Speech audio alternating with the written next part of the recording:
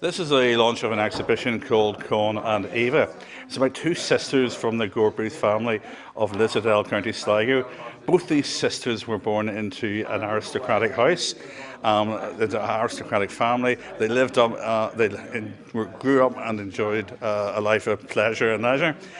However, in their late 20s, they both rebelled, both in very different ways. Constance Gore-Booth, she would go on to become a leader, one of the leaders in the Easter Rising. She was also highly involved in women's rights. Her sister, Eva, chose a very different path. She went to Manchester. She got involved in pacifism. She also promoted women's rights. She is a writer, a poet. Whenever I started doing the research, I wasn't actually that interested in finding anything out about Constance. It's just because I found these notebooks. What was really interesting was finding her diary from 1885 when she was only 17. We don't really know that much about her thoughts and feelings at that time. We know much more about her from like 1910 onwards. And so I found that she was in Italy on a grand tour with her family, and she was really interested in drawing people. There's lots of little sketches, and of course she became an artist later, and she trained at the Slade in London and became quite a good artist. So it was these initial kind of attempts to start to draw at that age.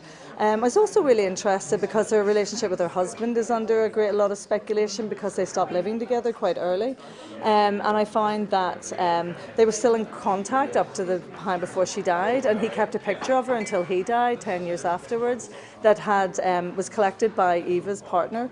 Long after all of them had died, and she had put an envelope around it saying this is very precious, and that was still there in the archive, and I thought that was a really nice touch that people haven't really picked up on. I think they'll see a different side of Countess Markievicz. I think there's so much that people know about her as a militarist, as a leader of the Easter Rising, but what they don't know is that she was a suffragette, that she had a very close relationship with her sister, that her sister was also quite an amazing person who did amazing political things as well.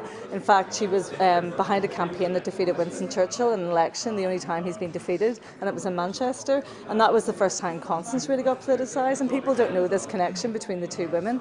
The beauty about this exhibition is it's a travelling exhibition, and we intend to travel it all across the north, the south of Ireland, and over to Manchester as well.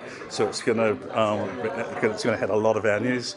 Hope to have it up in the West Belfast Festival, hope to get into community groups, hope to get it into local libraries, hope to get it into major institutions in Dublin as well. If you're interested in knowing where the next venues are, we'll be uploading those onto the PRONI website.